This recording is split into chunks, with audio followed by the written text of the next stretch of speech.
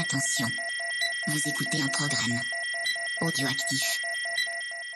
Oh, touching! Yeah. Jack Miller nudging him wide as well. The start. Oh, contact! Miller and Mir, side to side. They Big bash into each contact. other. The checkered flag is out. It's Zarco versus Martin for second, but the race winner tonight, no questions about it. A stunner from Fabio Quartararo to win, and the battle for second is close, but it goes to Zarco.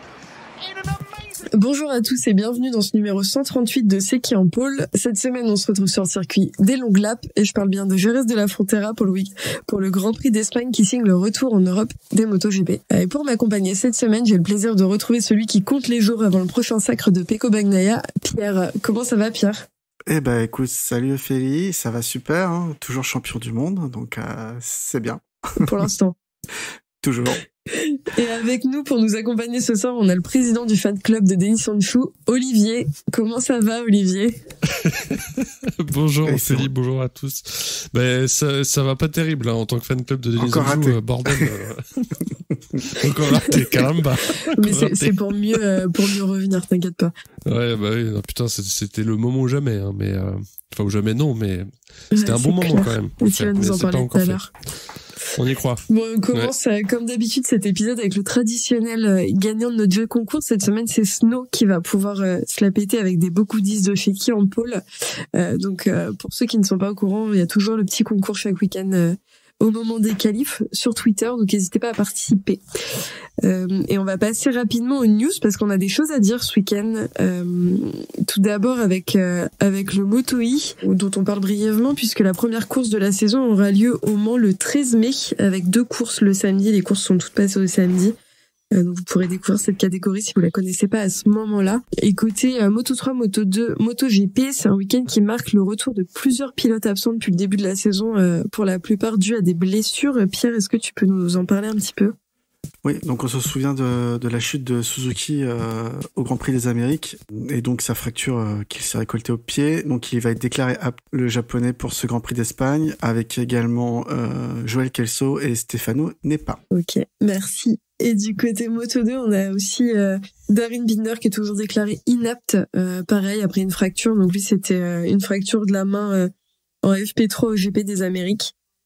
Et à l'inverse, on a Alex Skrig qui est déclaré apte pour ce week-end. Donc pour les petites catégories, c'est le retour un peu de tous ces pilotes.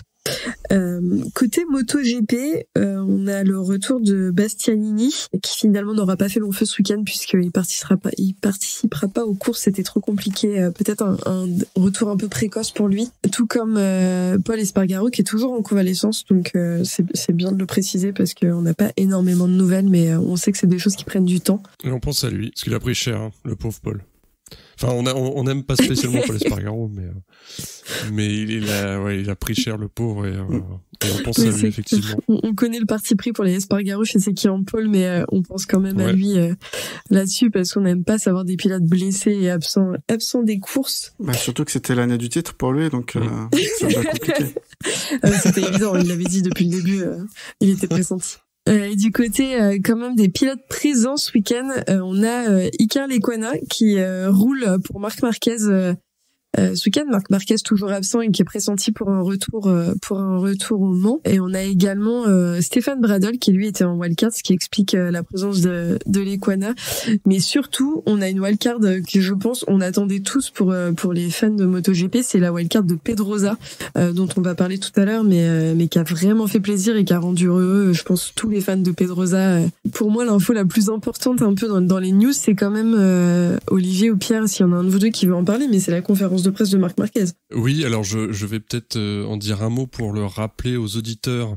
On a eu une annonce qui sortait un peu de nulle part de MotoGP, enfin un communiqué de presse de la Dorna via MotoGP qui expliquait que Marc Marquez allait faire une conférence de presse. On a appris la veille que il pouvait pas rouler à RRS parce qu'il était encore en convalescence.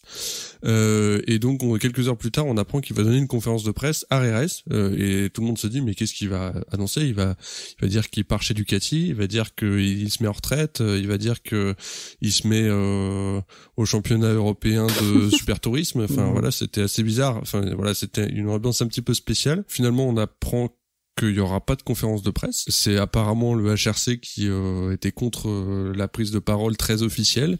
Et au final, il a fait juste un petit point presse, un micro tendu, comme on dit dans le jargon, pour donner des nouvelles de sa main et dire qu'il pourra pas rouler à RS. Donc on n'a rien appris du tout de plus avec ce petit point presse. Et ouais, ça avait mis tout le monde, enfin beaucoup de monde en tout cas, pas tout le monde, mais beaucoup de monde aux aguets, et tout ça pour pas grand-chose. Donc c'était... Je sais pas, on sait pas si c'était un test pour voir s'il y avait de l'attente autour de sa personne. Je pense qu'il a été rassuré sur le sujet. Et surtout que c'était ceux qui suivent la moto, quand même assez étonnant comme façon de faire, parce qu'il l'a vraiment annoncé de la même manière que Rossi quand il a annoncé sa retraite, avec conférence de presse exceptionnelle que le HRC, comme tu dis, a tout de suite débunké, mais c'était quand même très étrange. Tout ça pour dire je prends soin de ma main, je reviens bientôt. Enfin, ça tient dans un tweet, hein, donc. Je pense que c'était un peu pour se montrer. Enfin, je sais pas ce que t'en penses, Pierre, mais... Ouais, je l'ai tweeté un peu dans ce sens-là, mais je pense qu'il y avait déjà beaucoup de rumeurs qui couraient depuis sa nouvelle blessure sur son état. Est-ce qu'il allait continuer le MotoGP au prendre sa retraite, ou est-ce qu'il allait annoncer qu'il allait changer de crèmerie. Et du coup, je pense que le HRC s'attendait pas à ce qu'il y ait autant d'émoi autour de tout ça. La Dorna s'est emparée du truc et a annoncé « Ouais, on va en faire une conférence de presse ». Et je pense que derrière, le HRC a rappelé à Marc Marquez qu'il pouvait pas dire ce qu'il avait envie de dire, ou de la manière dont il avait envie de le dire. La communication était contrôlée par contractuellement, hein, c'est son contrat, c'est son employeur qui décide. Et donc peut-être qu'il y a moins de choses où elles sont sorties différemment de ce qu'il aurait voulu dire que ce qu'on aurait pu avoir. Maintenant, l'info principale, c'est qu'il sera peut-être au Mans. Enfin, c'est toujours pas sûr qu'il soit au Mans, mais il essaiera d'être là. Ça commence à faire long, quoi. Oui, et ça en rajoute encore plus sur le fait, enfin, ça contredit d'autant plus ceux qui disaient que sa blessure était imaginaire. Franchement, c'est voilà. Ouais, surtout, ça prouve. On n'est pas content pour Marc, hein, mais voilà, putain, ceux qui disent. Mais non, mais il fait du cinéma pour pas avoir sa pénalité. Bah non, c'est comme Espargaro l'année dernière avec sa fracture quand il a roulé et que tout le monde a dit que c'était du cinéma. Mais bon, c'est bien la preuve que le Grand Prix de Portimao a été quand même assez fatal pour le début de saison de plusieurs pilotes, parce qu'entre lui, Espargaro, Bastianini, ça fait beaucoup, quoi. C'est vrai. Oui, il y a d'autres qui sont pas en très grande forme. Dont on parlera tout à l'heure encore, mais. Voilà. Bon, et du côté des news, pour terminer assez rapidement, il y a quand même une nouvelle qui moi me met en joie mitigée cochon d'Inde, comme j'aime le dire. C'est que je sais pas trop quoi penser de cette info. D'un côté, c'est une bonne chose. D'un côté, je me dis, encore une fois, on sépare les choses. Mais la Dorna a fait une seconde annonce le samedi. C'était le week-end des conférences, pour annoncer la création le lancement plutôt en 2024 du championnat du monde FIM de motocyclisme féminin. Donc l'occasion d'intégrer plus de femmes dans ce sport et dans cette compétition, avec le but de championnat d'élargir l'accès au sport de la course moto pour les femmes, et surtout de créer une plateforme de représentation pour les pilotes féminines.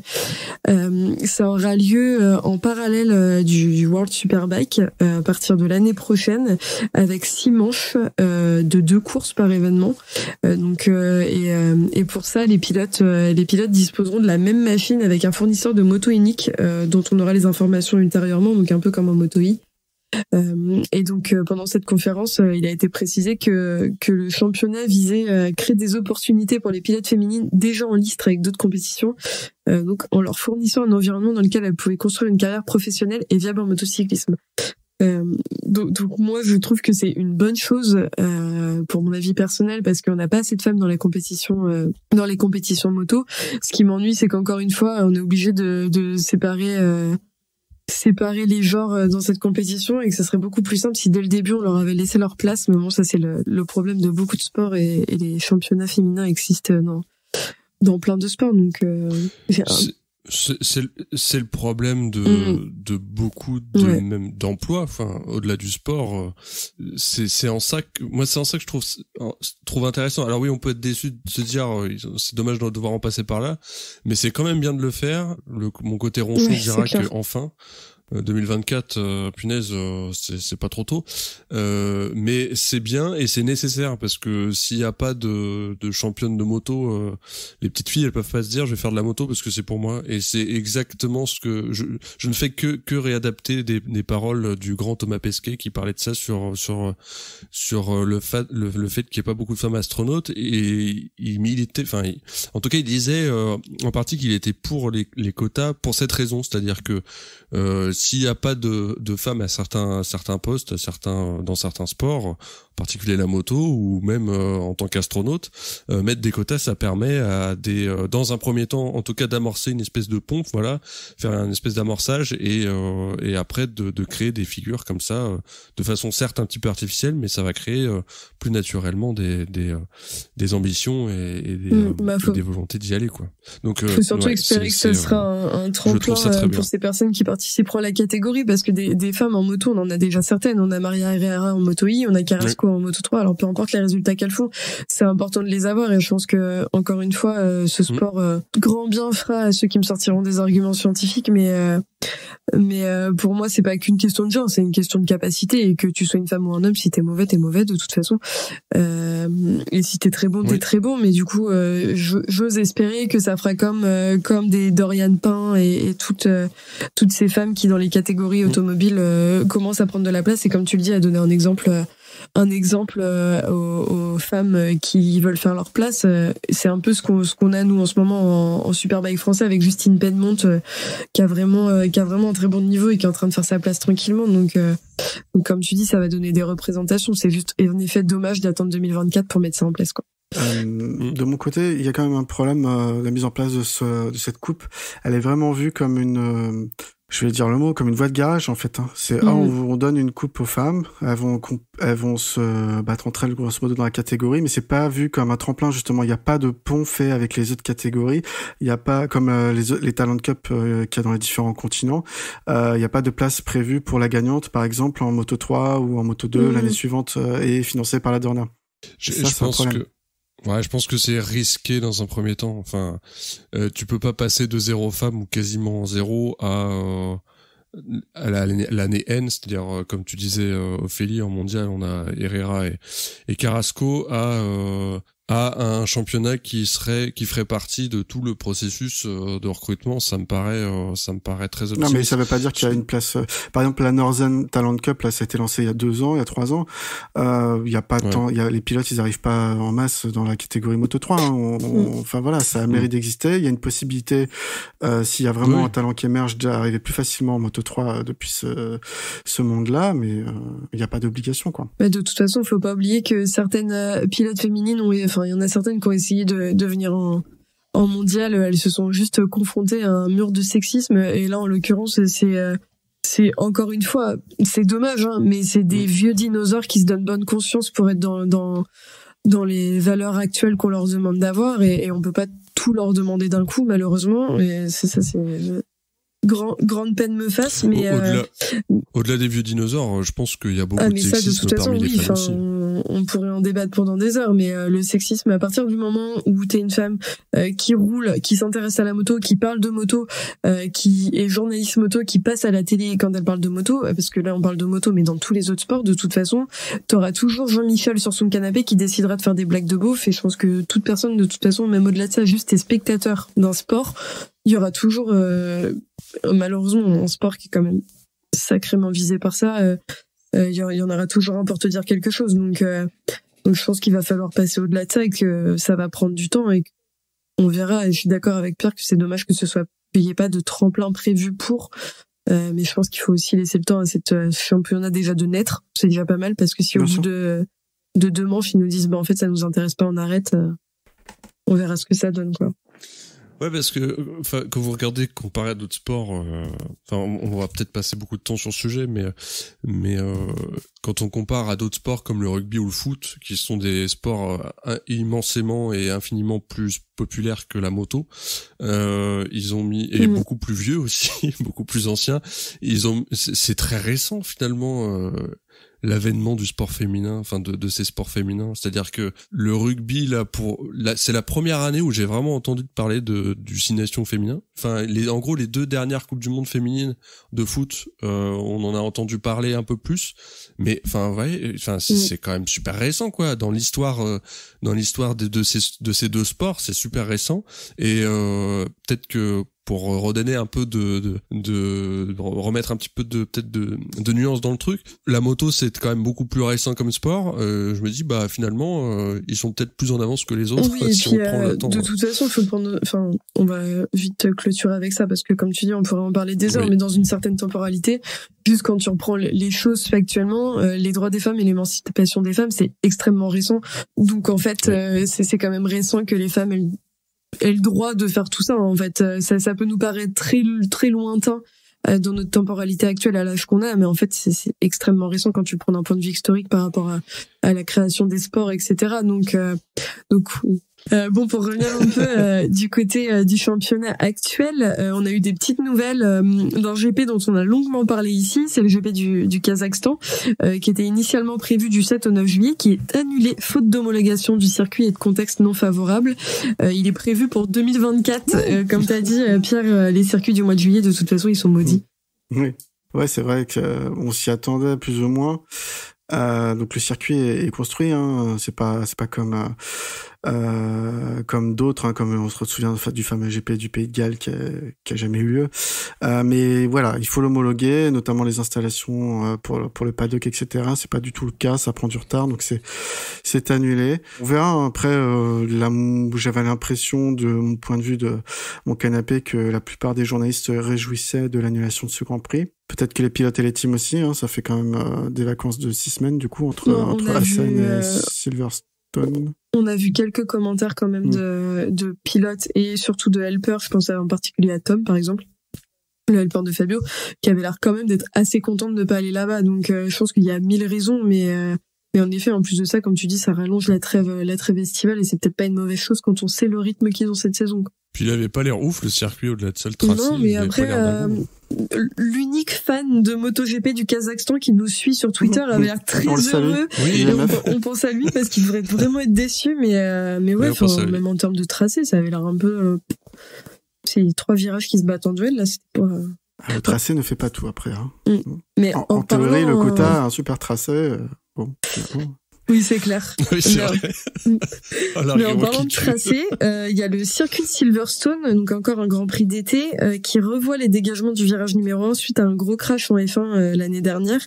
Il prévoit de supprimer les bacs à gravier et agrandir les dépassements bitumés. On peut se poser la question de ce que ça va encore apporter aux motos, puisqu'on le sait de toute façon, un circuit qui est adapté à la F1 est rarement adapté en termes de sécurité pour les motos. Est-ce que vous avez un avis là-dessus, les garçons ? Je me demande s'ils vont pas...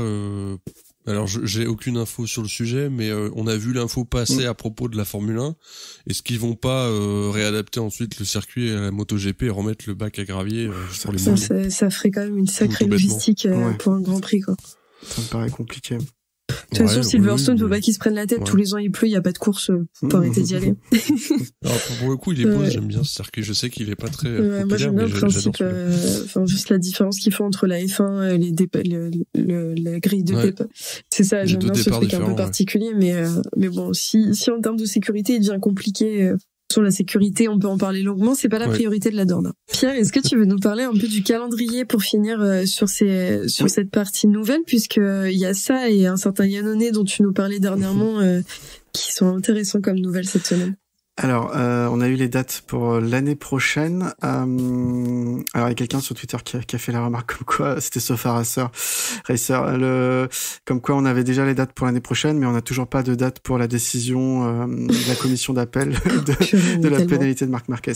Bref. Donc 2024, la saison commencera avec le Qatar pour les week-ends du 8 et 10 mars 2024. Et les tests de pré-saison seront organisés comme suit. Donc le test shakedown avec les test riders et les rookies se feront donc du jeudi au samedi 1er et 3 février. Le test officiel, donc avec tous les pilotes, plus éventuellement les pilotes de test, du mardi 6 au jeudi 8, donc dans la foulée. Et les tests du Qatar, donc du lundi 19 février au mardi 20. Ensuite, donc pour parler de Iannone, il y a une grosse rumeur. Alors bon, on commente pas trop les rumeurs d'habitude, mais voilà, on sait que la sanction celle-ci, elle te plaît. C'est ce qu'on dit toutes les semaines. On sait que la sanction celle-ci, elle te plaît. On dit ça toutes les semaines. Iannone sera purgée au mois de décembre cette année. Il y a une grosse rumeur qu'il envoie en World Superbike chez Ducati Go 11 l'année prochaine, qui alignerait quand même une deuxième moto pour l'accueillir. Voilà, à voir s'il a toujours le niveau et si ça se concrétise. Bon, on espère avoir de ces nouvelles parce qu'en vrai, moi, c'est un pilote que j'appréciais. Donc, j'espère que cette rumeur sera un peu vraie. Bon, et c'est quand même l'heure, après cette longue partie de nouvelles de ce week-end, de passer au récap des courses. Donc, on va commencer avec le Moto 3, avec Pierre qui va nous parler de la victoire de Honshu. Ah non, pardon, c'était pas ce week-end. Oui. Oh putain. Oh, le couteau dans la plaie. Pierre, à toi l'honneur. Merci Ophélie. Donc c'est Fenati, suivi de Morera, Bertele et Ortola qui sortent de Q1. Et en Q2, donc c'est Honshu qui va signer la pole devant Ortola et Munoz. La deuxième ligne sera composée de Fenati, Massia et Yamanaka. Olgado, Sasaki et Artigas partiront de la troisième ligne. Mignot, lui, partira 15e. En course, donc on a un bon départ du poleman et dans sa roue, on a Daniel Olgado qui fait un super départ depuis la 6e position. Ortola suit ça de près et Yamanaka est l'invité surprise de ce groupe de tête. Le japonais va être 3e après le premier tour. Donc on a Olgado puis Ortola qui vont finalement passer Honshu et créer un écart sur lui, Massia et Yamanaka qui vont perdre du temps à se battre dans les premiers tours. Finalement, Massia et Yamanaka vont revenir sur le duo de tête. Et Honshu va rétrograder à ce moment-là et notamment est averti car il sort trop souvent des limites de piste. On va avoir une petite série de chutes avec David Salvador qui va prendre un très très gros high side. J'ai pas du tout aimé le replay de la Dorna là-dessus. C'était vraiment abusé. Et on a Yamanaka qui doit abandonner sur problème mécanique alors qu'il jouait devant. Hein. J'ai l'impression que c'est sa boîte qui l'a lâché. Ricardo Rossi va chuter et David Alonso, parti 16e, joue désormais les avant-postes. On a Colin Veger, le néerlandais, qui va également chuter, ainsi que Kaito Toba, ce qui met fin à la course de tout le team 658. Suzuki, Sasaki et Honshu finissent alors par revenir sur le groupe de tête qui se compose de 9 pilotes. Honshu va sortir une fois de trop et prendre un long lap de pénalité. Olivier est en PLS à ce moment-là, en sachant que voilà, il prend le long lap vraiment à l'entame du dernier tour, donc il pourra pas l'effectuer, il prendra une pénalité de temps finalement. On a Massia qui va mener le GP à l'entame du dernier tour, mais c'est Ortola qui va s'arracher dans les derniers virages pour aller chercher cette seconde victoire consécutive après le Grand Prix des Amériques. David Alonso prend la 2e position, Massia sera 3e, suivi par Sasaki, Rueda, toujours dans les bons coups, et Olgado. Classement final, donc j'ai un peu dit Ortola, Alonso, Massia pour le podium, Sasaki, Rueda, Olgado pour les places juste après. On peut noter donc la 9e place de Denis Honshu après sa pénalité de temps de 3 secondes, je crois, qui était rajoutée. On peut noter Fenati 11e, Mignot 17e, donc pas une bonne course pour lui finalement, et Almanza non plus 20e, la petite celui qui nous avait impressionné en tout début de saison, voilà, Carrasco 22e. Merci Pierre. On peut quand même noter que les replays des chutes, faut qu'ils arrêtent à un moment donné, ça devient vraiment moi je suis d'accord avec toi pour relever ce point dont tu as parlé, mais vraiment enfin les chutes autant il y a des petites avec des gros guillemets chutes, donc c'est pas très grave, mais parfois vraiment on s'en passe. Surtout que celle-là, ils l'ont montré vraiment en ralenti, genre je sais pas deux images par seconde, enfin j'exagère, mais c'était vraiment on a eu toutes les étapes du high side qui étaient très impressionnants et c'était hyper violent quoi de revoir ces images. Je pense pas que c'était nécessaire de faire un arrêt sur image comme ça de mon point de vue. Le spectacle. Bon, on peut quand même noter la très bonne course d'Ortela qui du coup enchaîne son 2e podium d'affilée après la semaine dernière. Il y a un petit c'est quand même celui qui fait le meilleur début de saison au final avec ce week-end. Ouais, bah là il revient au classement championnat, il revient 3e avec ses 2 victoires d'affilée. Bah du coup il a 50 points tout rond. Moi il m'a impressionné. Il a semblé gérer, rester dans le paquet. Il a essayé de s'échapper en début de course, ça a pas marché. Et puis à la fin il se fait Mazia assez tranquillement. Et c'est surtout le style de pilotage, j'ai trouvé très... il me rappelle un peu Rins, je sais pas si vous voyez, assez droit sur la moto. Je sais pas si vous avez ce sentiment-là. Il dérange pas tout à fait comme les autres, donc j'ai trouvé ça marrant. Impressionnant, encore en espagnol, forcément. Ouais, bah ça. Après, c'était quand même une course relativement calme. C'était pas la course de l'année. Elle était, comme on disait en off avec Olivier, elle était sympa, mais c'était pas... tu sautais pas sur ton canapé, quoi. Non, c'est vrai, ouais. Sauf quand Denise Onjou a pas longtemps en ce qui me concerne, mais j'ai pas sauté sur le canapé. Moi, je pense que je suis la deuxième personne, on doit être 2 dans ce fan club de Honshou et j'étais là aussi, t'inquiète. Par contre, moi, celui qui vraiment m'impressionne depuis ce début de saison, et je me dis que, pour en revenir aux histoires de tremplin, celui qui a fait le bon move d'arriver en Moto 3, c'est Rueda. Vraiment, il a sa place dans cette catégorie et je trouve qu'il le prouve bien depuis le début de saison. Et il est toujours dans les points depuis qu'il est là. C'est impressionnant. Enfin, même son style de pilotage, je trouve qu'il a un peu sa patte à lui et je trouve que c'est vraiment chouette de le voir rouler. Bah, clairement, c'est un rookie. Il fait mieux que son coéquipier encore une fois sur ce Grand Prix. On savait que c'était un gros talent, mais c'est pas toujours facile de confirmer. Et, voilà. Alors bon, il y a quelqu'un sur Twitter qui a osé dire, oui, Rueda, on en fait tout un plat, mais Acosta avait gagné sa 2e course, lui. Bon. Mais voilà, c'était pour la blague. Non, vraiment impressionnant. Il est au rendez-vous. J'espère qu'il va pas se blesser, continuer comme ça cette saison. Mais en tout cas, il a toute sa place ici, oui. Ouais, c'est clair. Bon, du coup, je pense qu'on a fait un petit peu le tour du Moto 3. Il y avait juste un petit point sur les tests qui avaient lieu ce 2 mai à Jerez, puisque toutes les catégories sont restées après ce week-end de course pour tester des nouvelles choses. Et c'était une journée de test qui, en l'occurrence, va faire plaisir à Olivier, puisque c'est Denis Onjou qui a imposé son rythme avec plus d'une demi-seconde sur les autres pilotes, suivi de David Alonso et de Xavier Artigas. Et suivi de Rueda et Moreira qui fermaient le top 5, suivi par Sasaki au 6e temps du jour. Donc c'est des noms qu'on voit depuis le début de saison, marquer et faire des choses. On pense à l'occurrence à Moreira et à Rueda, même si Moreira a pas fait un très bon week-end, il a quand même fait un top 10. Donc c'est bon signe pour la suite et il faut se dire que Honshou, il a pris encore de l'expérience pour peut-être aller décrocher enfin cette victoire dans 2 semaines. Peut-être au Mans, Olivier, tu vois, il faut que tu viennes le dimanche. Ouais. Ouais. Bon, j'ai pas gagné le concours AMD. Si quelqu'un a une place pour le dimanche qui traîne, n'hésitez pas à l'envoyer par Olivier, sinon on va devoir faire une cagnotte Litchi pour lui acheter une place, donc à votre bon cœur. N'importe quoi. Non.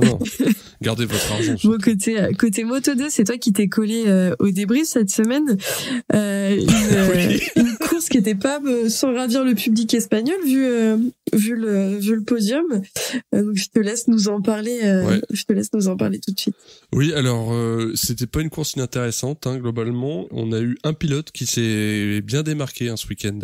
En Q1, c'est Ogura qui prend la première place pour la Q2, accompagné de Joe Roberts, Zonta van den Goorberg et Manuel Gonzalez. En Q2, la pole est pour Sam Lowes avec un incroyable 40.750.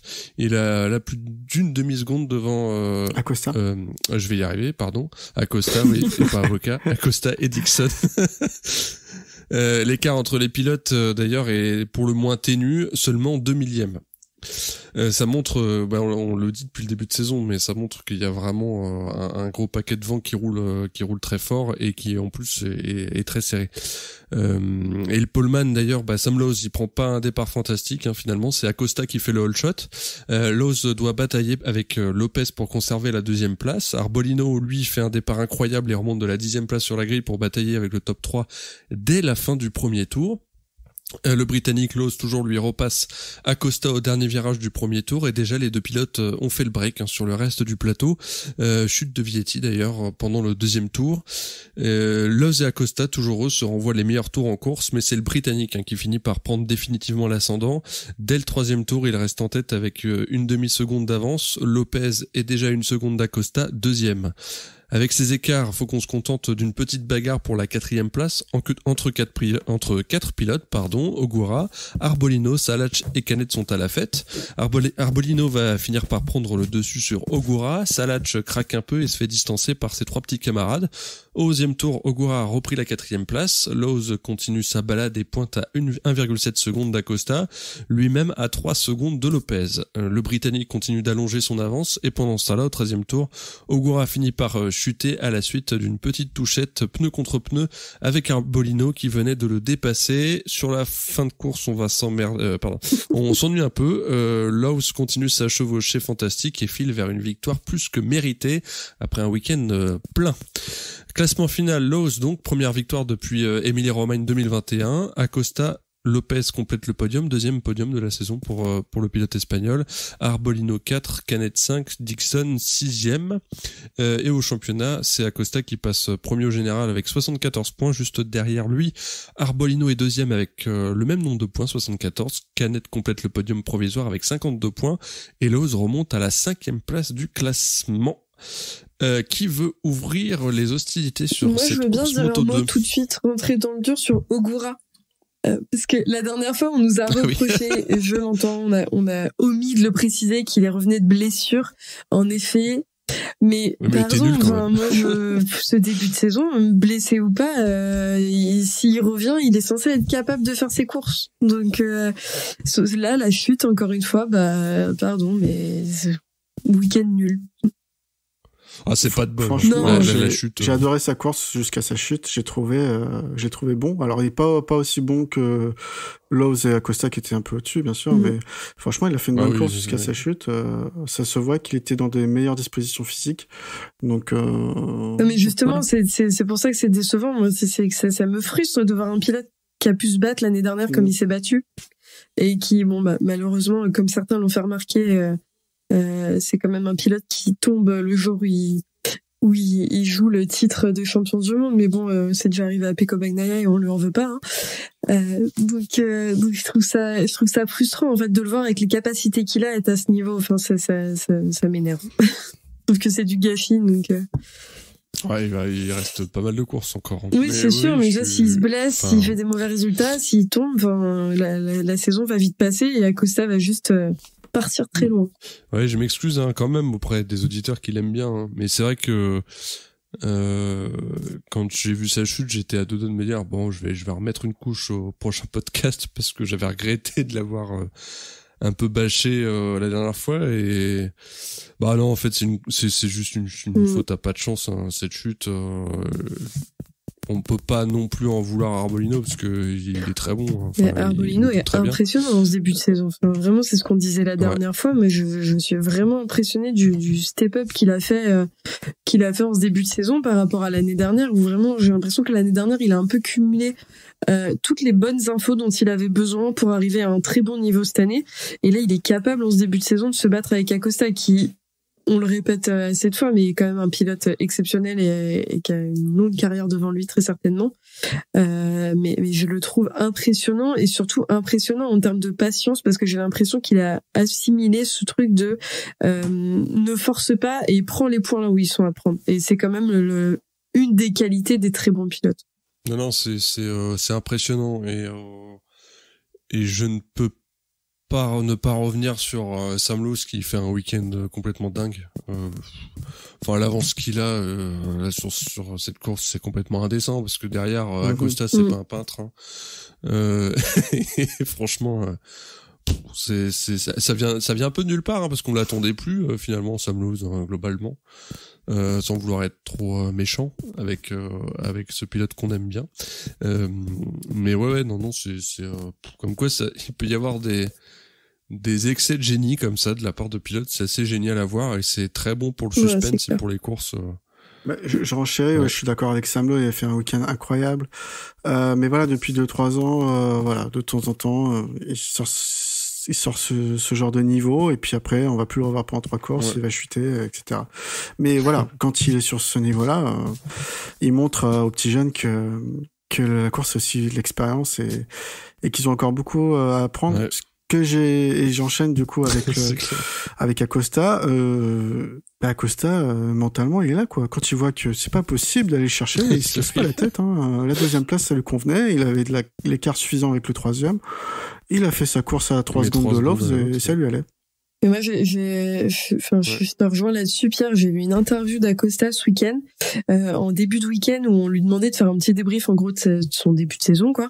Et par rapport à l'année dernière, où il disait, et je l'ai trouvé, mais tellement mature pour un mec d'à peine 19 ans. Enfin, vraiment, encore une fois, faut pas l'oublier. C'est encore des bébés pour moi, où il disait que non mais n'exagère non mais des bébés dans le sens c'est des mecs qu'on met sur des motos et qui vont à des vitesses infernales et enfin Acosta c'était pas si loin les catégories où il était même pas en moto 3 quoi. Mais où il disait clairement qu'il avait vraiment appris de sa saison précédente, que maintenant il savait temporiser et qu'il savait qu'il fallait qu'ils prennent les points là où ils étaient à prendre. Et comme je le disais pour Arbolino, pour moi c'est vraiment le signe de la maturité et des très bons pilotes. Et en plus de ça, ce qui est chouette, c'est que ça fait un peu le spectacle, parce que là il se retrouve avec des pilotes qui peuvent venir le chatouiller un petit peu, donc c'est plutôt chouette parce qu'il se met même pas t'as même pas l'impression qu'il a la pression. Il se dit bon moi les points au championnat je les ai et allons-y quoi. Ouais, je suis assez d'accord avec ça. Rien d'autre à dire. Ouais, on peut quand même dire un petit mot, c'est que moi je mange mon chapeau quand même depuis ce début de saison avec Vietti qui fait n'importe quoi. Je retire ce que tu dis, t'es vraiment vieille pour utiliser ces expressions. J'adore les vieilles expressions, faut le savoir. Mais vraiment, je n'attends plus rien, là, c'est fini. Le fan club de Vietti, il est toujours là, mais la fan club du SEM, quoi. Je pense que je vais prendre la nationalité belge à ce rythme, mais c'est compliqué, hein. Pour moi, il y a quelque chose, il manque dans sa tête. Alors peut-être que la moto est pas au niveau, mais ça c'est difficile de juger. Mais ouais, il est loin, il chute beaucoup. Oui, non, mais c'est clair. Après, attendons de voir la suite de la saison, mais peut-être qu'il y a eu cet effet pétard mouillé l'année dernière et tant pis pour moi. Mais là, entre lui et Guevara dont j'attendais beaucoup et qui revient de blessure, qui fait pas grand-chose sur les week-ends parce que finalement c'est son début de saison pour lui avec ce retour de blessure et il faut qu'il apprenne à piloter avec des douleurs. Je veux que c'est un peu compliqué pour ces pilotes, quoi. Des pilotes dont on attendait beaucoup au final, parce que Vietti, malgré sa fin de saison l'année dernière, il avait quand même brillé en début de saison et on peut toujours se poser la question de ce que va faire ce pilote cette année, quoi. Ouais, mais après Guevara, c'est quand même un rookie, hein. Champion du monde. Oui, non, mais c'est sûr, c'est bien ce que je dis. C'est pas la même que Vietti, hein. Enfin, moi, je le mettrais pas dans le même panier. Non, mais ce que je veux dire, c'est que c'est des pilotes dont il y avait certaines attentes et même s'ils sont pas dans le même panier, c'est frustrant de les voir galérer. Après Guevara, comme je le disais, c'est son début de saison. Il est revenu à la dernière course. Il a tout à prendre et encore une fois, avec le peu de tests qu'ont les Moto 2 et les Moto 3 maintenant, c'est pas avec ça que tu te fais des marques sur ta moto pour réussir à briller dès le début, sauf si tu t'appelles Acosta, quoi. Donc, bon, et pour finir avec les Moto 2, on peut faire rapidement pareil, un petit point sur les tests de GRS qui avaient lieu ce mardi. Les 5 premiers sont Aaron Canet, Sergio Garcia, Jack Dixon, Sam Loves et Albert Arenas, qui étaient séparés par moins d'un dixième. Donc c'est quand même c'est que ça roulait plutôt bien. Et le 6e c'était Arbolino qui venait clôturer ce top 6. Celui qu'on attendait de voir rouler et qui n'a pas roulé par contre à GRS, c'était Acosta. Il a pas pris part au test alors qu'il y avait une vingtaine de pilotes titulaires qui étaient là en piste.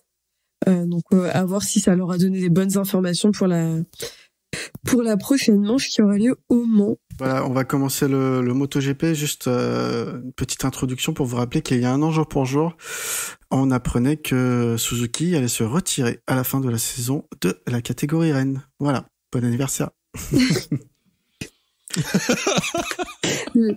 La bise à Johan Mir et Alex Rins.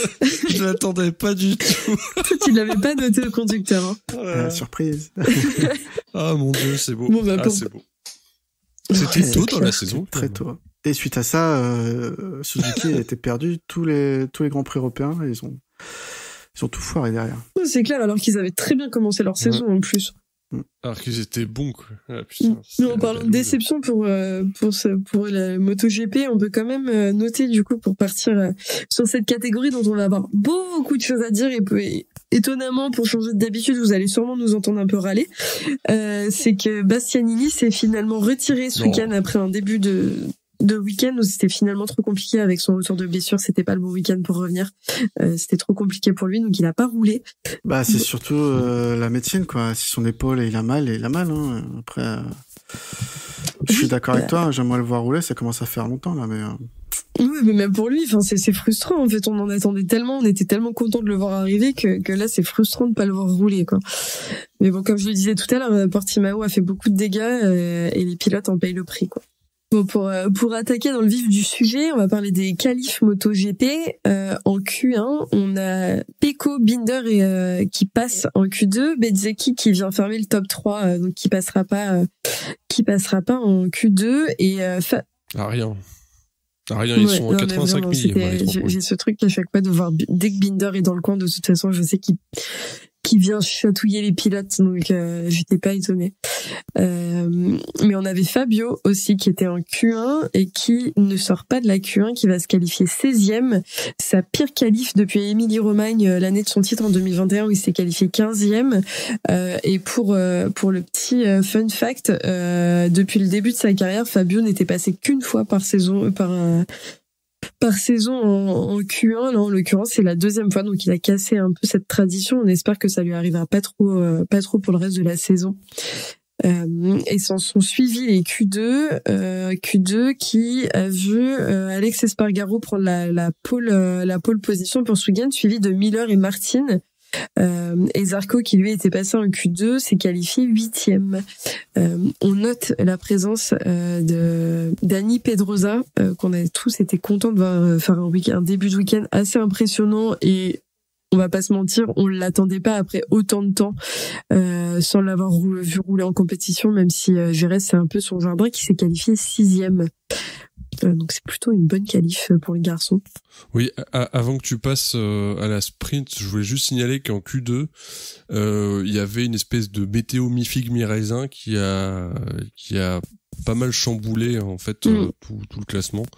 Et Zarco a été qui roulait très bien avec les inters au moment où tout le monde est passé en slick et au moment où la piste a vraiment séché parce qu'elle est passée de séchante à sèche.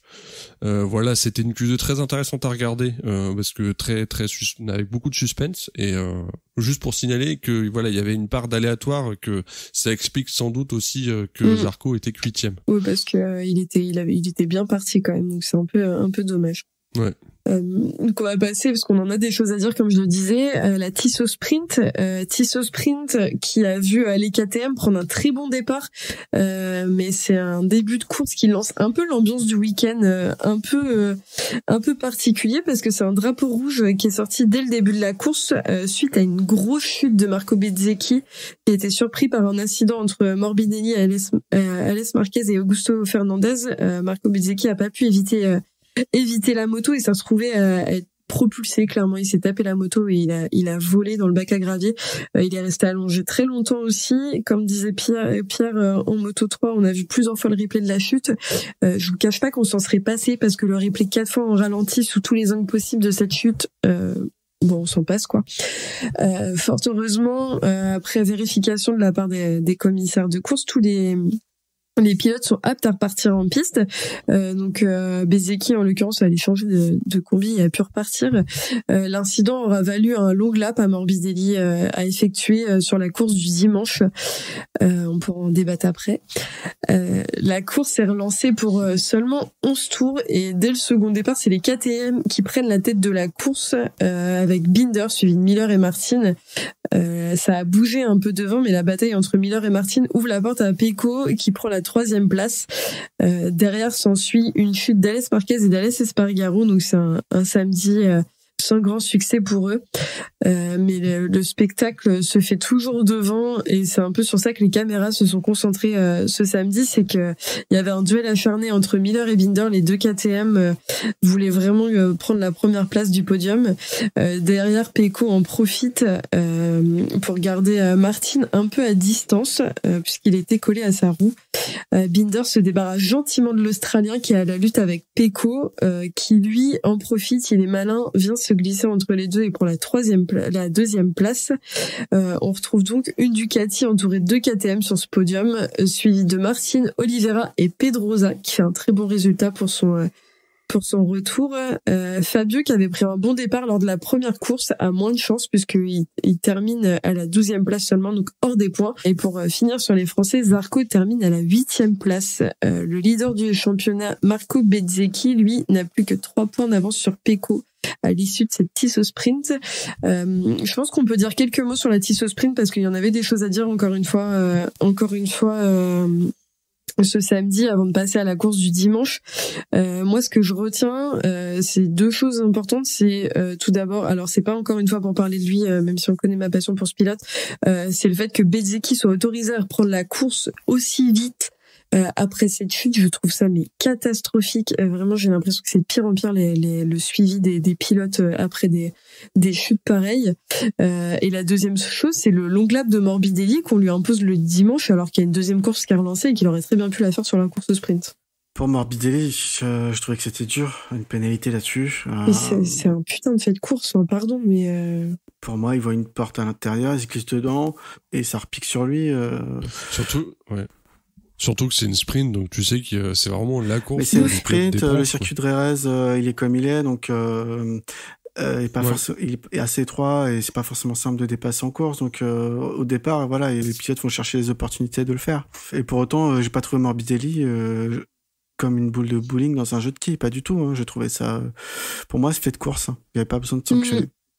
Non, mais je suis d'accord avec toi là. J'ai l'impression que ça a été sanctionné pour dire moins de contact, les gars, on sprint, on sait que c'est le bordel, mais en fait, ils sont en paquet. La piste est.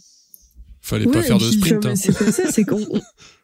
Oula, il y a trop de spectacles. On sait quand même que Jerez, c'est une piste qui est relativement petite, qu'il y a du contact, et comme tu dis, il y a pas de spectacle. Enfin, en fait, là, ils sont en train de. Bon, bref, on en parlera après la course du dimanche, mais bon, je trouvais que c'était important de le noter, et c'était important de noter la course de Binder. Enfin, Binder Miller, c'était mais génial à voir avec ce dépassement sur Martin, là, pardon, mais c'était très beau. Ouais, non, mais les catoches, là, dès la course sprint, on a vu ce qu'elles allaient donner. C'était complètement dingo. Les glissades au freinage sur le long gauche, là, enfin, c'est ça, même la course de Pedrosa. Enfin, je sais pas ce qu'ils ont donné à manger au KTM ce week-end, mais t'as l'impression qu'ils ont trouvé un truc qui fonctionne et ça fait plaisir de les voir parce que. Mais c'est l'habitude, c'est une habitude, j'allais dire, chez KTM. Ça fait, c'est pas la première fois qu'ils nous font le coup de performer sur une course. À voir si. Après. Pedrosa aime bien ce circuit déjà, d'une. De deux, il avait testé là peu de temps auparavant. En fait, tous les constructeurs avaient testé à Jerez, sauf Ducati était pas venu, je crois, avec leur pilote de test. Donc la moto était prête. Ils ont amené des améliorations déjà à partir du Grand Prix des Amériques, là, leur nouveau aileron arrière. On avait déjà vu Brad Binder gagner une sprint. On avait déjà vu Miller aux avant-postes. Là, tout était réuni pour que les pilotes ils soient au rendez-vous et c'était le cas. Ils ont bien bossé cet hiver. Ils ont réussi à faire marcher cette machine avec d'autres pneus à l'avant que le pneu avant dur qui s'était obligé de sélectionner systématiquement l'année dernière. Donc là, ils arrivent à passer des softs et des médiums à l'avant. Donc clairement, ça se voit tout de suite la différence et félicitations à eux. Ouais, non, c'est clair. C'était vraiment les bonnes conditions et ça me permet de relancer sur la course du dimanche, puisque c'est une course qui débute avec un goût de déjà vu, puisqu'on voit les KTM s'envoler encore une fois devant, avec Pecco qui est là pour venir les chatouiller. Mais encore une fois, pour changer, pour ceux qui en avaient pas eu assez le samedi, c'est le chaos en ce début de course, puisqu'on a une énorme chute de Fabio Quartararo et de Miguel Oliveira et Bezzecchi un peu plus loin. La chute de Fabio provoque un drapeau rouge et l'arrêt de la course. On était tous, je pense, un peu inquiets devant nos écrans puisqu'on a vu Fabio ne pas se relever pendant de longues secondes et des commissaires de course courir autour de lui pour s'inquiéter de ce qui se passait, comme à côté d'Oliveira. On l'a finalement vu se relever quelques temps après, mais c'est clairement un début de course comme on les déteste. On a ensuite vu, pour resituer un peu le contexte pour ceux qui ne l'ont pas vu, mais Fabio repartir en boitant très très vite à son motorhome pour changer de combi, faire un rapide check-up, et je pense que rapide c'est même pas le terme, avant d'être déclaré fit pour le second départ. Oliveira, quant à lui, joue de malchance depuis ce début de saison puisqu'il a dû se rendre au centre médical et ne prendra pas le départ. Il a une luxation de l'épaule, il n'a pas pu finir son week-end. Pour cette chute et ce drapeau rouge, Fabio est pénalisé d'un long lap.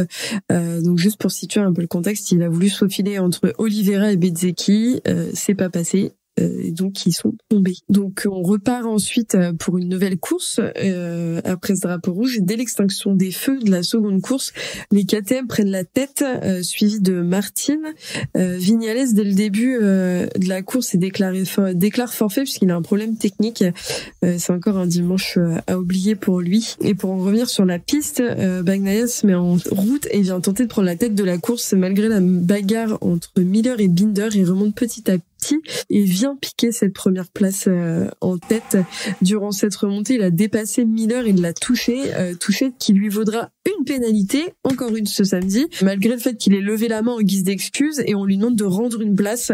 Donc cette première place qu'il avait gentiment pris, il est obligé de venir la rechercher à nouveau. C'est un peu le jeu du chat et de la souris qui se déclenche entre Pecco et les KTM. Derrière, il y a quelques chutes, dont Zarco, Rins, Mir et Bezzecchi. Donc chute de Bezzecchi, c'est un week-end à oublier pour lui parce qu'il perd la tête du championnat. Et ensuite, on reste vraiment, l'action se passait vraiment en tête de course ce dimanche, puisque Binder avait 6 dixièmes d'avance sur Pecco. Puis finalement, Pecco a réussi à le repasser, et dans le dernier virage, Binder tente de le dépasser, se rate et lui laisse la victoire. C'est Miller qui vient prendre la 3e place sur le podium, donc vous remarquerez que ça change pas beaucoup de ce samedi. Ils seront suivis de Martin et d'Espargaro. Après un dimanche quand même relativement compliqué, Fabio Quartararo vient quant à lui fermer le top 10, malgré un long lap qu'il a dû refaire puisqu'il a été réalisé non correctement. Il est passé dans le vert, et la règle c'est la règle, si tu passes dans le vert, ton long lap tu referas. Pour le classement général, on a Pecco Bagnaia avec 87 points, Bezzecchi avec 65, Binder 62, Miller avec 49 points. C'est quand même à noter, petit fun fact, que c'est seulement la 4e fois depuis l'ère MotoGP qu'il n'y a pas d'Espagnol sur le podium de Jerez depuis l'introduction du MotoGP en 2002 avec 2002, 2003 et 2021. Est-ce que vous voulez commencer, les garçons, parce qu'il y en a des choses à dire sur ce week-end? On commence. Est-ce qu'on commence gentiment. On parle des bonnes choses. Au vu des chutes qu'il y a eu ce week-end, je voulais parler des Airfans qu'il y a à Jerez, parce que les dégagements sont trop courts sur ce circuit pour les MotoGP, je trouve. Mais il faut dire qu'heureusement que les Airfans ça existe, parce que sinon plusieurs fois les pilotes seraient allés taper les murs de pneus, et je pense qu'on s'en serait pas sorti avec aussi peu de dégâts physiques pour les pilotes. Donc juste bravo pour la mise en place de ce type de protection, et heureusement qu'elles sont là. Ouais, c'est clair. Après, heureusement qu'elles sont là, mais franchement, si on veut commencer à en parler maintenant, par contre, la gestion des chutes ce week-end, moi, je l'ai trouvé mais catastrophique. Pardon, hein, mais encore une fois, de voir le faible. On n'a pas d'infos et de données précises sur la manière dont sont faits les check-up post-chute, comme ça a été fait pour Marco Bezzecchi et Fabio Quartararo, mais ça me semble relativement court dans le peu de temps qui est accordé entre la sortie d'un drapeau rouge et le nouveau départ. Il y en a pas vraiment. Déjà, les pilotes, ils retournent dans leur box. C'est le médecin qui se déplace dans leur box, donc ils se trimballent pas avec un barda de fou. Et ça se résume surtout, je pense, à un questionnaire, quoi. Non mais c'est ça, parce que samedi, clairement, on a vu juste Marco Bezzecchi tomber, remonter sur son scooter, arriver dans le paddock, changer de cuir et repartir. Par exemple, mais cette chute, je l'ai revue 4 fois tellement Canal a décidé de la repasser. Enfin, c'est pas une petite chute, quoi. Il est à terre, il bouge pas vraiment. De la même manière pour Fabio, quand tu regardes les vidéos qui ont pu être partagées, il est lourdement à terre. Alors, comme le disait très bien Loris Baz, parfois, ils tombent et ils prennent le temps de ne pas bouger pour reprendre leur respiration, reprendre leurs esprits, etc. Mais c'est quand même relativement inquiétant. Enfin, on a quand même des pilotes. Je pense à Espargaro, il y a quelques courses qui roulent avec une fracture au pied qu'on distingue pas dès le début. Enfin, moi, j'ai un vrai problème avec la considération et la gestion des blessures et des potentielles chutes sur les pilotes. Et ce week-end, ça m'a juste remis ça en pleine face. Il y a des partisans pour faire comme en British Superbike, si tu chutes, t'as pas le droit de reprendre le départ. Au moins la règle est claire, ça évite ce genre de choses, ça permet au pilote de prendre le temps pour lui, de savoir s'il est vraiment blessé. Pourquoi pas. Parce que derrière, un pilote qui a une commotion cérébrale, il est un danger pour lui-même, mais aussi pour les autres. Donc, ouais, c'est ça, c'est-à-dire qu'ils font même pas de test pour vérifier s'il y a pas une commotion. Après, je reprends les dires de Loris Baz parce que j'ai trouvé ses propos très intéressants sur Twitter aujourd'hui. Il en parlait avec Simon Patterson et Simon Patterson qui débattait des tests que tu pouvais faire sur l'impact qu'avaient les chutes sur les pilotes. Et Loris Baz disait une chose qui était, je trouve logique. Après, je suis pas pilote, je me suis pas pris des chutes comme ils ont pu se prendre, mais qu'il y a des choses que de toute façon, le médecin aura beau faire tous les tests qu'il veut. Si le pilote a mal au crâne, tu pourras pas le voir. Dans les tests. Donc c'est aussi au bon sens des pilotes de signaler quand ils ont mal et quand ça va pas. Là, en l'occurrence, pour moi, c'est ce que je vous disais ce week-end, mais pour moi, ces mecs sont pas faits du même bois que nous, c'est pas possible, en fait. Tu le vois à la manière dont Fabio est rentré dans son pilote, dans son paddock, à la manière dont Bezzecchi est rentré dans son paddock, ils avaient qu'une envie, c'était de remonter sur la moto. Je trouve ça complètement fou. Et Miller le disait très bien l'année dernière, le souci, c'est que si tu commences à empêcher un pilote de rouler quand il peut potentiellement avoir une commotion cérébrale après une chute, en fait il y en a aucun qui roule parce que ça leur arrive tous les week-ends, quoi. Et c'est le problème. Ouais, mais je le rejoins pas du tout là-dessus, hein. Je pense que vous avez bien compris que ça m'énerve la manière dont c'est fait. Mais surtout quand c'est des pilotes comme Fabio, qui ont un titre, qui ont prouvé qu'ils ont le talent et qu'ils ont des contrats qui durent plusieurs années. Je veux dire, il n'y a pas de risque à ne pas, il va pas perdre sa place parce qu'il a manqué une course, quoi. Pour d'autres types de pilotes, soit des rookies ou soit des gens qui doivent faire leurs preuves, je peux comprendre qu'une course c'est important, ça peut faire la différence dans une saison pour savoir s'il y a un contrat pour l'année suivante.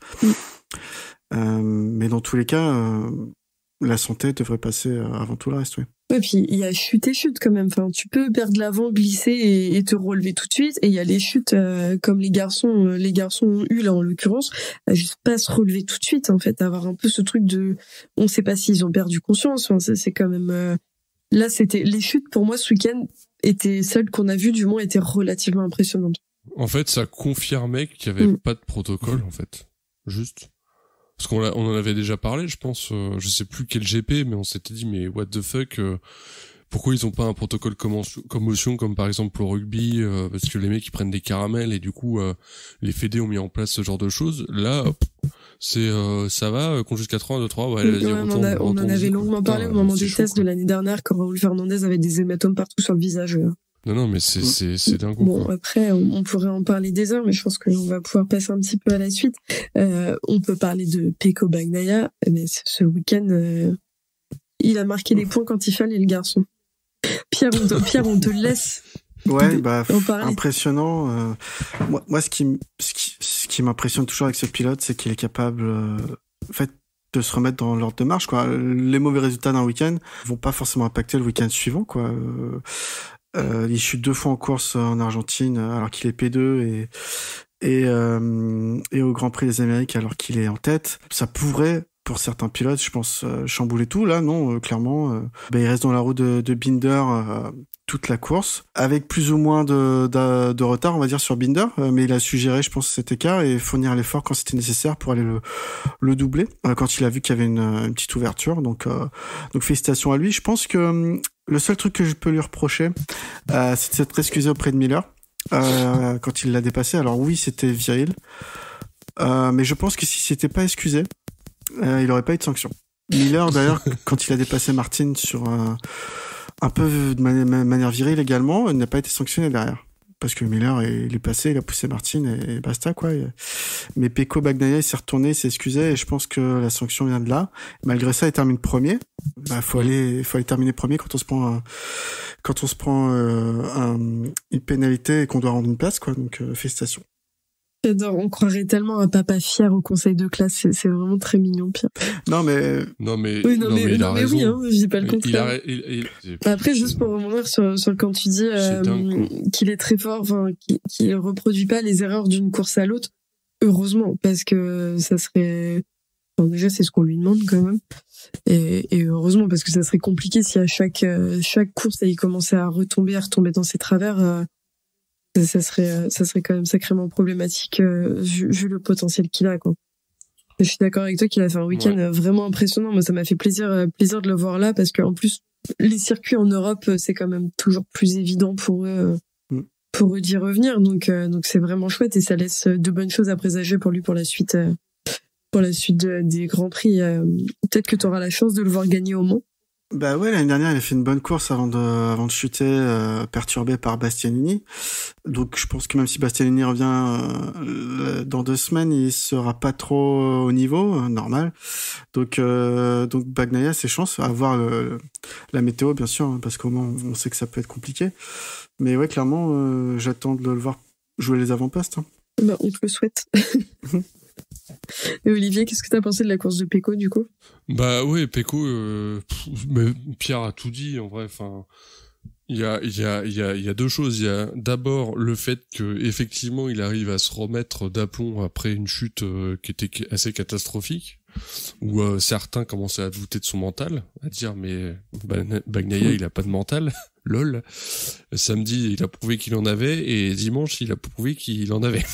Donc, ouais, c'est un week-end dingue pour lui, et moi je peux qu'être content pour lui. Enfin, je suis pas spécialement fan de Ducati ni de Bagnaia, mais c'est impressionnant, quoi, de maturité, de tout ce qu'on veut, quoi. Enfin, là pour l'instant, c'est l'ultra favori de ce championnat du monde. Il y a pas Non, ça, c'est clair. Je te rejoins là-dessus. On sait pas qui sera titré en fin de saison, bien sûr, parce que tout est ouvert, mais ça sera peut-être Binder, hein. Ouais, non, mais en vrai, Binder aujourd'hui, c'est son plus sérieux opposant avec les blessures de Marquez et de Bastianini et la méforme de Quartararo et celle de Mir, voilà. Mais ouais, Binder c'est un prétendant au titre. Mais voilà, pour Pecco aujourd'hui, il est dans son rôle de champion au titre. Voilà, c'est tout ce qu'on attend, c'est tout ce que n'a pas fait Mir en 2021 par exemple pour moi. Voilà. Ouais. Mir qui a un week-end vraiment compliqué, qui a un début de saison vraiment très compliqué. Pour lui, c'est très difficile là le passage chez Honda, parce qu'il a plus passé de temps à faire des DNF et à tomber qu'à finir les courses. Et il a terminé uniquement la course du dimanche à Portimao en étant 11e après une bonne chute le samedi en sprint, et il a fini la course sprint 12e à Austin et rien d'autre depuis le début de saison. Donc là, ça fait quand même 8 courses. Deux passages de drapeau à damier sur 8, ça commence à être vraiment compliqué pour lui, et c'est dommage quand tu vois ce que Rins est capable de faire à côté dans le team satellite, quoi. Bah, surtout que Mir, il chute pas que en course, hein, il chute beaucoup durant les essais libres, les qualifs et tout, donc ça commence à faire beaucoup, même physiquement et moralement, ça va être très très difficile. Mais t'as l'impression que vraiment la Honda, qu'elle l'expulse à chaque fois qu'il est dessus. Enfin, c'est vraiment hallucinant, quoi. Ouais, Mir, il chutait déjà pas mal avec Suzuki. Mais là, c'est exacerbé, quoi. Enfin, j'ai pas les stats en tête, mais il me semble que quand même, globalement, il chutait pas mal. Il finissait les courses, et là, quand sur même. la Honda, c'était, parce que là, il se prend comme dit Pierre, il se prend des chutes qui sont quand même très bonnes chutes. Mentalement, ça doit être épuisant pour lui, quoi. De devoir compenser l'absence de Marquez, parce que on va pas se mentir, il est champion du monde aussi, donc faut quand même faire le taf, de devoir s'adapter à une moto qui est quand même l'une des plus difficiles du plateau, et en plus faut encaisser le fait que tu te blesses à chaque week-end, parce que même si c'est pas... Non mais c'est ça, seul contre tous, ton acolyte ce week-end c'est Iker Lecuona, avec tout le respect et l'amour que je peux avoir pour Iker Lecuona, c'est un pilote que j'affectionne beaucoup, c'est pas lui qui va venir compenser et satisfaire Honda, donc c'est quand même un cumul de pression et de fatigue pour lui qui doit être dur à gérer en ce début de saison. Bon, et pour revenir à des pilotes qui ont sûrement eu moins de pression à gérer ce week-end, est-ce qu'on peut parler de Binder, s'il vous plaît? De Binder et Miller, qui étaient, même si on en a déjà parlé sur la course sprint, parce que ils ont confirmé ce début de week-end qui était relativement impressionnant pour les KTM. Bah oui, et les deux. Alors autant c'est marrant, mais moi Binder qui gagne, ou qui se bat pour la victoire, qui gagne samedi et qui se bat pour la victoire le dimanche, ça m'étonne pas des masses. Moi, ce qui m'a plus étonné dans ce week-end, c'est Miller qui était solide tout le temps, quoi. Et alors qu'on l'a vu chuter après être parti tout seul, c'était quand? C'était à Portimao, il me semble. J'ai un doute. Oui. Je sais même plus, mais oui, c'était à Portimao où tu le vois partir, tu te dis putain, ça y est, il a découvert la catoche. En plus, c'est sa première course sur la catoche. Putain, il va y aller. Et au final, il finit par chuter en faisant une faute un peu. On est dans le canapé, hein. Une faute un peu débile, un peu bête. Et là, il t'enchaîne 2 courses. masterclass, quoi. Enfin, il gagne pas les courses, hein, Jack, mais il fait quand même 2 courses incroyables. Et ouais, ils ont passé un cap, peut-être les deux là. Enfin, Binder, encore une fois, comment dire, c'est pas vraiment de la maturité, mais ça m'étonne moins qu'il ait les clés pour gagner qu'un Miller qui s'énerve, qui a tendance à s'énerver et à bloquer l'avant parce que il sent derrière que ça remonte. Binder, il est beaucoup plus posé, même si son pilotage est pas du tout fluide et qu'il est très impressionnant. Je trouve, sur le plan mental, il aborde les choses différemment et donc ça le fait qu'ils se battent pour la victoire dimanche m'étonne moins. Je sais pas si vous êtes d'accord avec ce point de vue. Ouais, mais voilà, c'est plutôt la perf de Miller qui m'a étonné plus que... Binder, il a pas gagné tant de courses que ça dans sa carrière. Il me semble que la dernière qu'il gagne, en plus, c'était dans des circonstances un peu particulières. Ouais, c'est toujours particulier pour Binder, je suis d'accord avec toi, Pierre. On se rappelle de cette victoire sous la pluie qui était quand même très impressionnante. Ouais, mais il va y arriver à gagner, parce que là il a gagné un sprint, il va y arriver à gagner son GP sur le sec, c'est sûr, vu ses performances actuelles. Pour Miller, je te rejoins, il commet pas les mêmes erreurs qu'il faisait avec la Ducati, alors le feeling doit être différent aussi, hein, je pense, et c'est tant mieux. On discutait en lancement de saison avec Ophélie et Cyril que Vignales allait peut-être être le premier pilote à gagner sur 3 constructeurs différents, mais pour l'instant c'est plus Miller qui est en train de pouvoir atteindre ce record, en tout cas en ce début de saison. Donc bravo à lui, s'adapter comme ça à une nouvelle machine, c'est pas simple, et il le fait très bien. Mais il a fait 3 shows dans un constructeur différent, c'est bon, il les a ces podiums. Ouais, les podiums, ouais. Et en plus de ça, ce qui est marrant, c'est que Miller et Binder ont vraiment un style brutasse sur la moto. Ils les tordent dans tous les sens, au freinage, à l'accélération, ils mettent tout en travers. Pas dans le même style tous les deux, mais ils le font quand même. C'était hyper spectaculaire leur pilotage.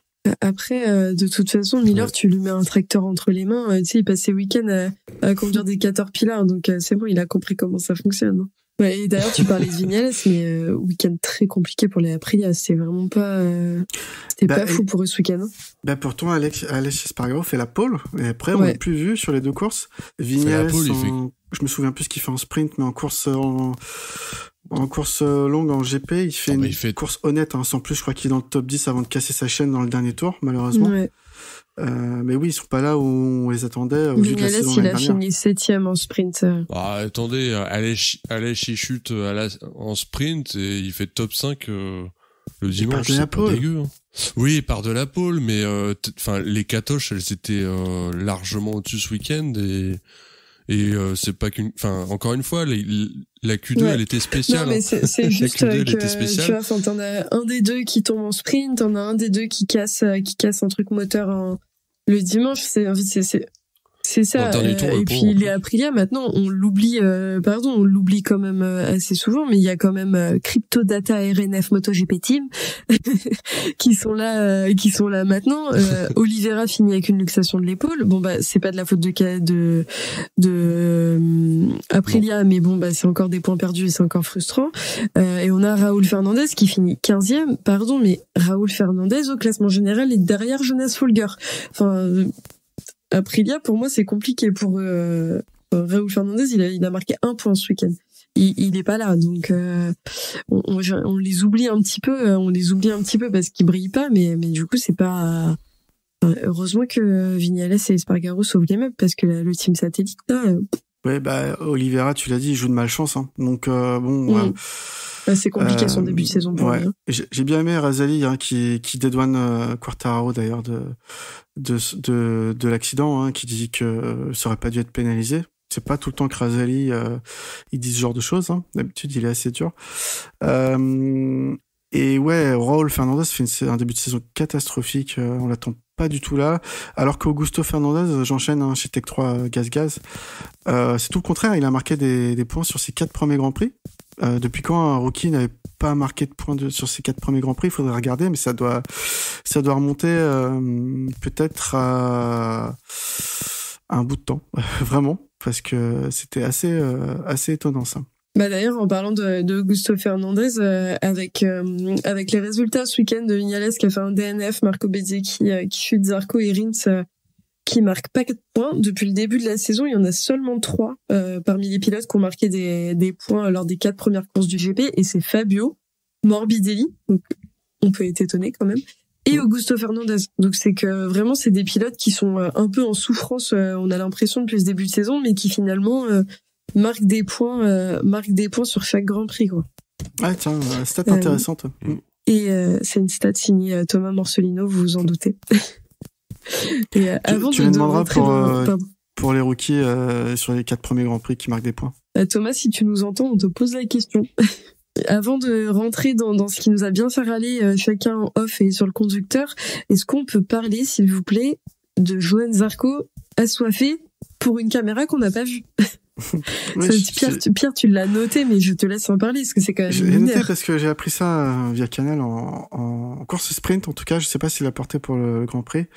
On nous a annoncé, je savais pas du tout, que les pilotes qui ont la caméra à l'épaule, en tout cas pour une combinaison Furigan, je sais pas si c'est le cas pour tous, ils doivent choisir entre le camelback, donc la poche à eau qui est dans la bosse sur le dos, ou alors l'équipement nécessaire pour la caméra, l'enregistrement et les ondes radio, j'imagine. Et du coup, voilà, Zarco en sprint a fait le choix d'avoir la caméra à épaule, donc ne pas boire pendant les tours de course, ce qui est hallucinant, je trouve, surtout vu la chaleur qu'il y avait ce week-end. Tout ça pour qu'au final il fasse une course assez anonyme et qu'on voit pas une seule image à l'écran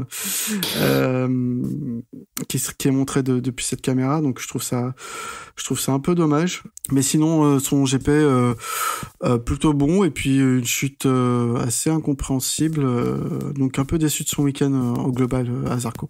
Oui, chute au même endroit que Bezeki. Enfin, voilà, c'est cette information inutile, je vous la donne. Mais ouais, je pense que tu dois être un peu hors trage là, de 15 cm, et bon, tu te prends une bosse et du coup tu croises l'avant au freinage.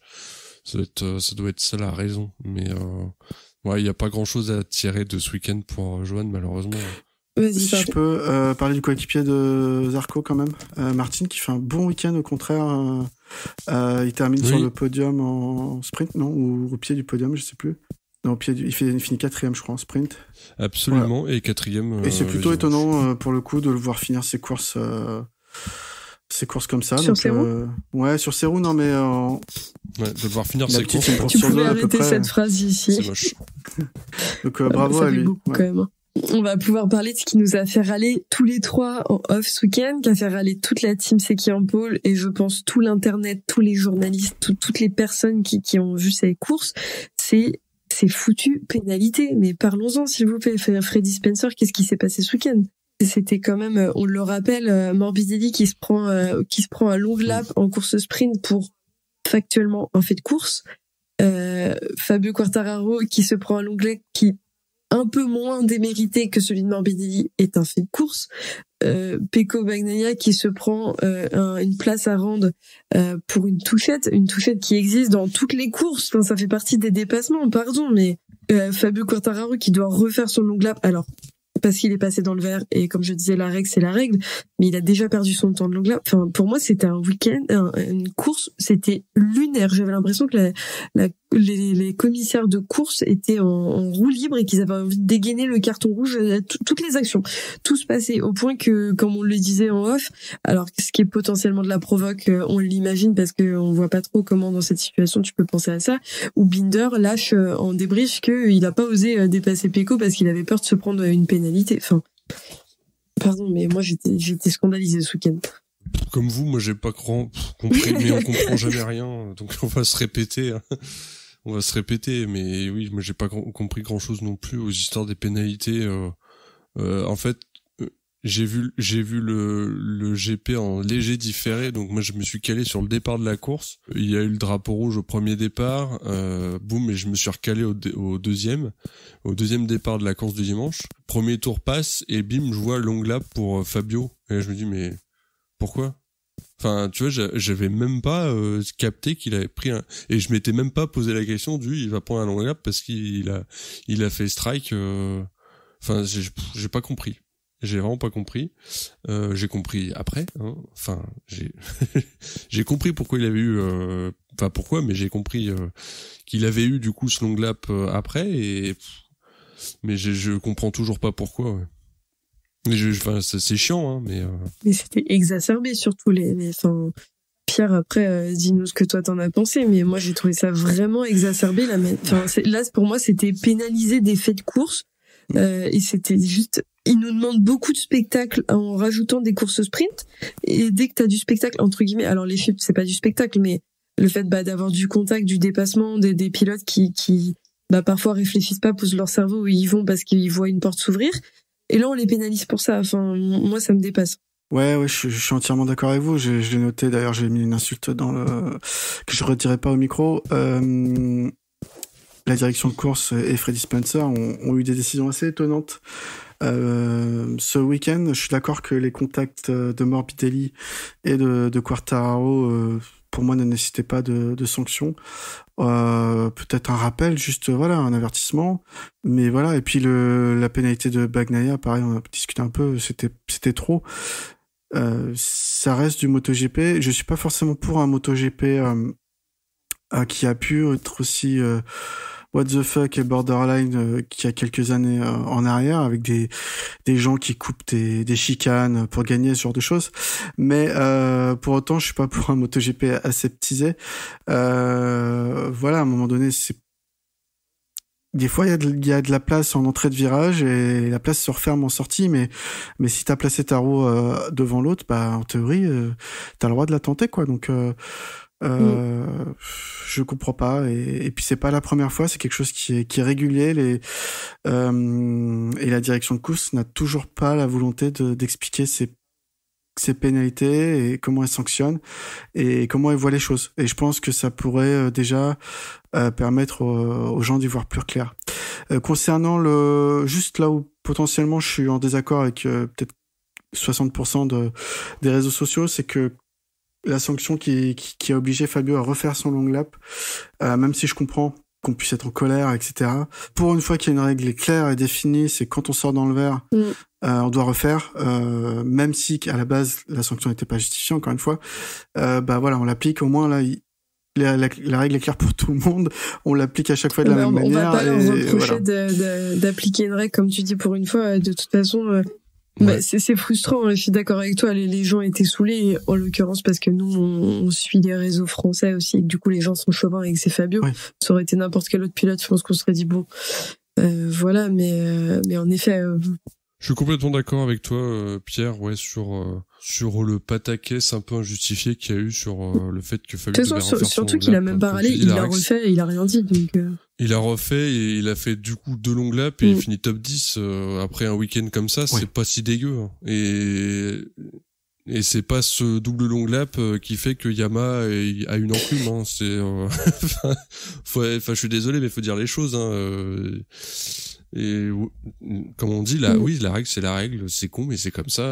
Et puis et on peut pas reprocher d'un côté à la Dorna, enfin même à la direction de course, de dire on n'arrête pas de dire putain ils ont pas de règles, c'est relou, et de l'autre leur reprocher quand ils respectent le peu de règles qui sont fixées. Et puis si la règle est pas bonne, ils reverront le règlement l'année prochaine et on changera la règle, mais en tout cas aujourd'hui elle existe, la sanction elle est définie et elle est claire, elle est la même pour tous.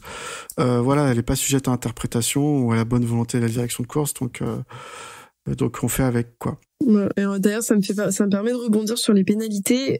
Devait se passer ce week-end la commission qui allait discuter des pénalités appliquées pour la pression de pneus. C'est reporté. On n'a pas, pour l'instant, il y a rien de défini. Ils ont décalé ça, donc on en saura peut-être plus au Mans, je ne sais pas.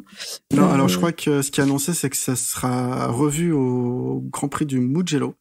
Mais j'ai l'impression que les constructeurs sont pas d'accord sur les pressions à mettre et la tolérance à appliquer. Et sans doute sont pas d'accord avec les préconisations de Michelin aussi, qui fait que en fait on va vite se retrouver dans une impasse. Et je pense, désolé Cyril si tu m'entends, je pense que finalement ils changeront le règlement pour enlever cette histoire de pression minimum, parce que aujourd'hui ils sont pas capables de mettre un standard visiblement.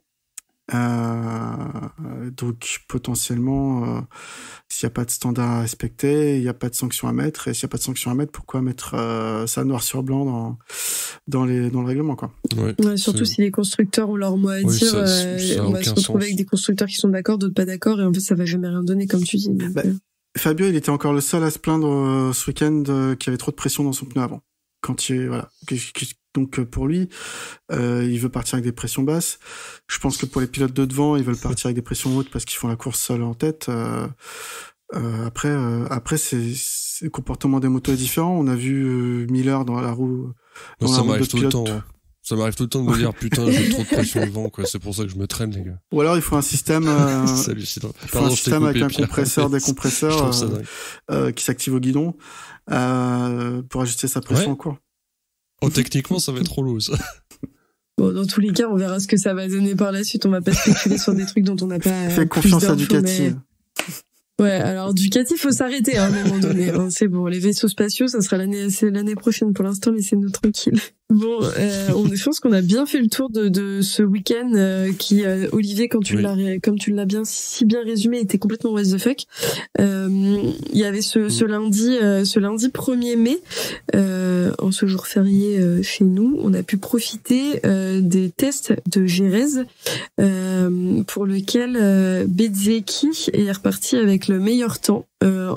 Avec un meilleur temps en 1:36 574 précisément, suivi de Luca Marini, de Fabio Quartararo qui lui a enchaîné plus de tours ce lundi avec 88 tours.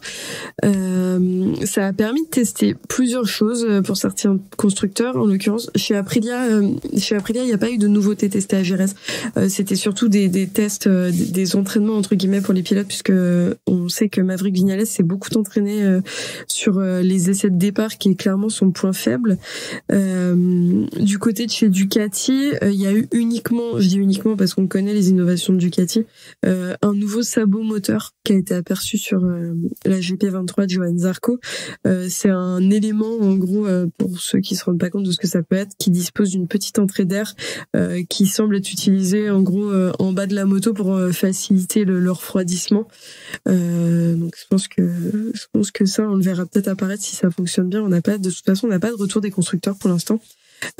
Et du côté Ducat, on a uniquement aussi, je fais un peu les retours qu'on a pu lire, mais Bezzecchi et Bagnaia qui sont entraînés à améliorer leur départ. Donc c'est pour ça que ça roule parfois moins, c'est que quand tu testes moins, t'as moins de choses, t'es plus sur les sensations, donc c'est toujours plus intéressant pour eux. Sur ce qui a vraiment fait la différence ce lundi sur les tests, c'est Honda. Qui a été celui qui avait le plus gros test, puisqu'ils ont testé le nouveau châssis pour la RC 213V qui était fabriqué par Kalex. Donc c'est Bradle qui l'a testé lundi. Dans le team satellite, Alex Rins et Nakagami, ils avaient aussi deux châssis à leur disposition. Donc ils ont pu tester tout ça. On n'a pas de retour, à moins que vous ayez vu des choses, les garçons. Moi, c'est pas le cas. On n'a pas eu de retour encore sur le sujet, sur le châssis Kalex, mais dont on parle beaucoup, et il y a beaucoup de rumeurs autour de tout ça. Ouais, j'ai vu que Bradle avait testé le châssis Kalex dans les graviers aussi, et que a priori ça va, et il tenait le coup. Les pauvres. Ça me fait rire. Du côté de KTM, je vais le faire rapide. De toute façon, on a tellement peu de constructeurs que ça va assez vite.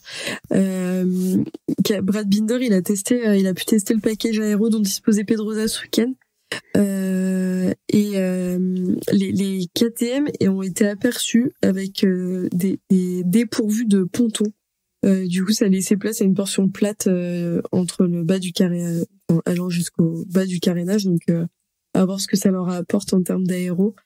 Et Binder avait aussi un nouveau châssis à tester. Pareil, on vous donne les infos, mais pour l'instant, on n'a pas eu de feedback des teams et des constructeurs. Je suis même pas sûre qu'on en ait réellement avant Le Mans. Pareil pour Fabio qu'on pu tester des petites choses, mais je pense que la plus grosse blague de cette test de Jerez, c'est qu'on a surtout demandé à Fabio de tester le nouveau système de communication entre les commissaires de course et les pilotes, système qui n'ira que n'allant que dans un sens de commissaire à pilote, pour potentiellement les pénalités et toutes les informations utiles. Donc c'est bien, ça permettrait aux commissaires d'infliger des longues laps encore plus facilement aux pilotes. Enfin, moi j'ai trouvé. Non, vas-y, pardon. Je vois pas. Enfin, si j'ai bien compris, c'est juste qu'il sera un peu plus complet, mais en vrai, c'est pas un système complètement nouveau. C'est un peu comme le volant de Formule 1 qui indique les drapeaux jaunes. Mais ça, ce qu'ils ont pas pour le moment, parce que c'est quand même très succinct, Non, ce qu'ils n'ont pas. J'ai trouvé ça drôle, entre guillemets, la polémique entre Fabio ce week-end sur ses pénalités et que ce soit lui qui teste ça lundi, quoi.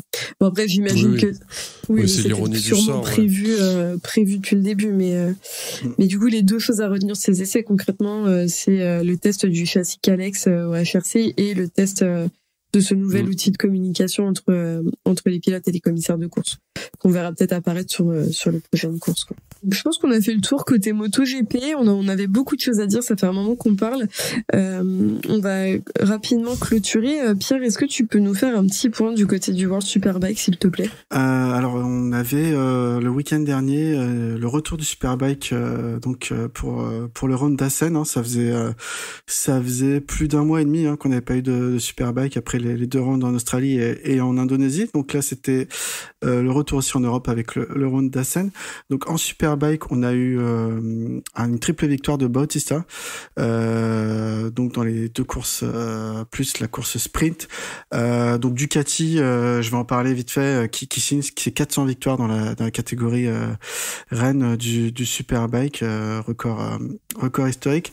Donc il était accompagné sur la sprint, la première course, de Rea et Razgatlioglu sur le podium. Pour la sprint, c'était Rea et Razgatlioglu également, donc le même podium. Et en course 2, c'était Razgatlioglu qui a terminé deuxième et Locatelli troisième.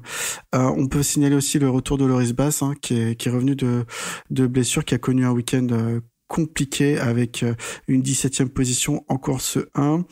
Il n'a pas fini en course sprint et également en course 2.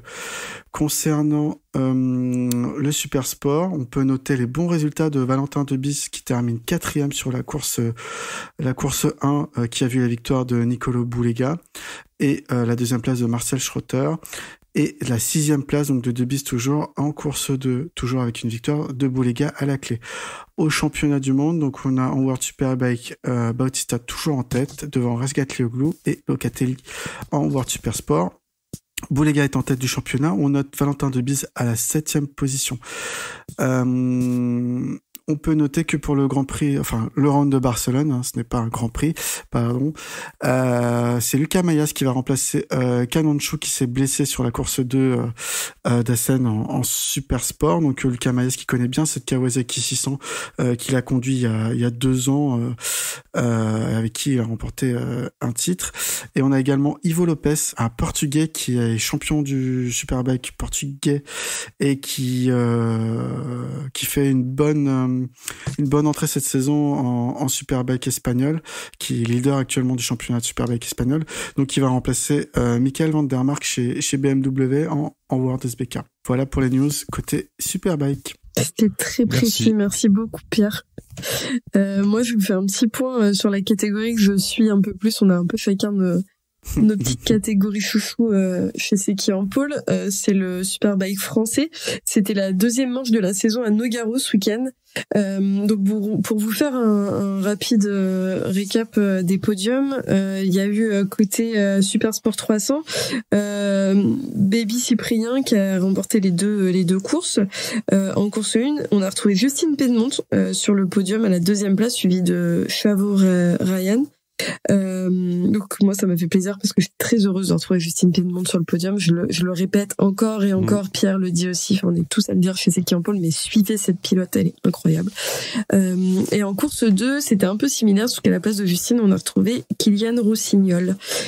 Du côté des Super Sport 600, en course 1, on avait Bartholomé Perrin, Mathieu Luziana et Mathieu Gregorio. Et en course 2, Johan Gimbert, Mathieu Luziana et Loïc Arbel. Et du côté des 1000, on retrouve des noms que vous connaissez tous.